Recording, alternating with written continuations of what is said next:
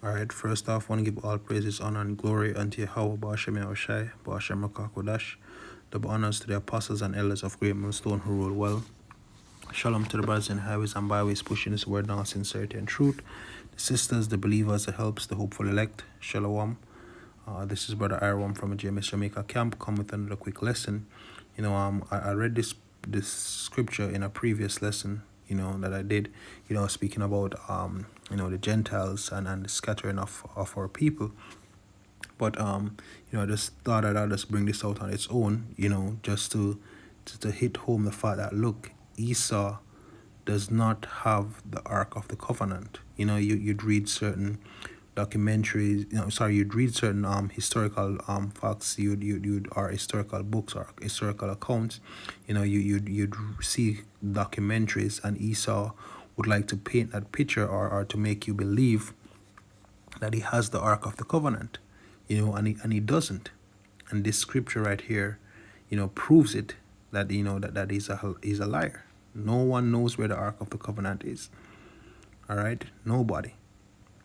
So I'm just gonna go here and read that, to prove this man, of being a liar, and hopefully, this is edifying, right? So this is 2 Maccabees 2 verse 1. It says, "It is also found in the records that Jeremy the prophet commanded them being the children of Israel being carried away in Babylon, that were carried away to take the fire as it has been signified."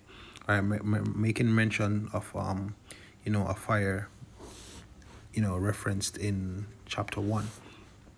Right, it says, "And how that the prophet, having given them the law, charged them not to forget the commandments of the Lord, and that they should not err in their minds when they see images of silver and gold with their ornaments," meaning not to lust after those idols.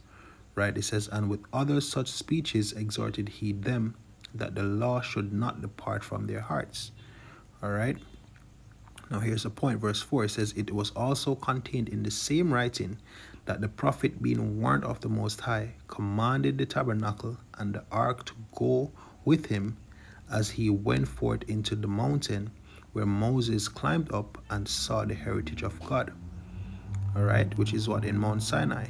"And when Jeremy came thither, he found an hollow cave, wherein he laid the tabernacle and the ark and the altar of incense, and so stopped the door," meaning he put it in the cave and he covered the cave.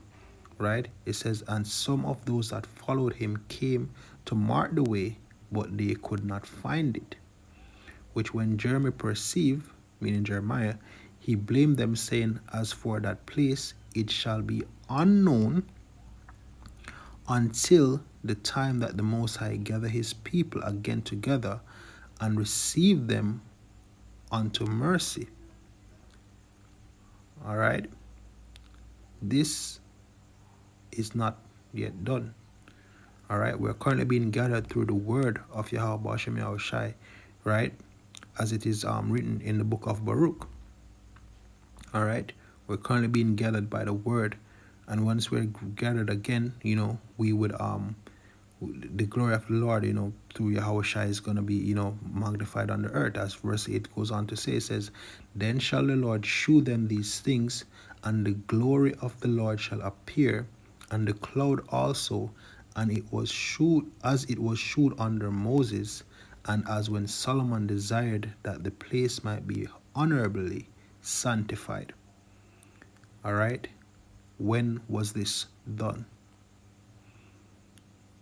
When were we received again unto mercy unto Yahawashi, and this account of the glory of the Lord, coming on? Where is that documented in the scriptures? Right, because with the timeline, we have the Assyrian captivity, we have the Babylonian captivity, Medes and Persia, the Greek captivity, which this account that they're reading, was roughly about that time.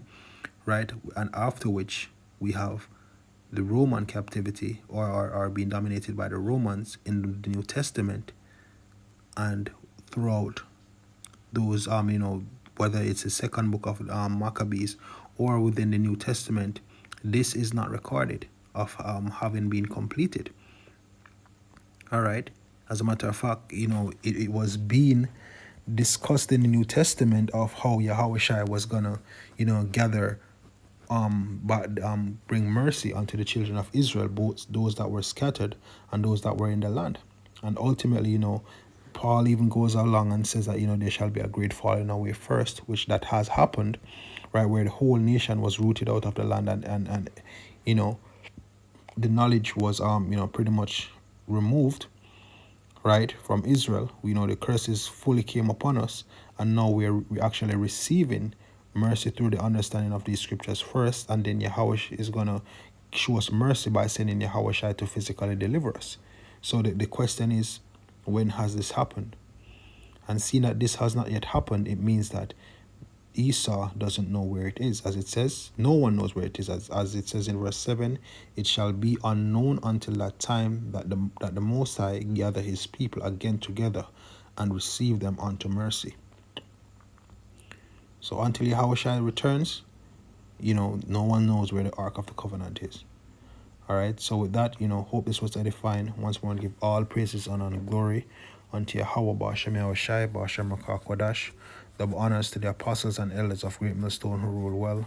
Shalom to the brothers in the highways and byways pushing this word in all sincerity and truth. The sisters, the believers, the helps, the hopeful elect. Shalom.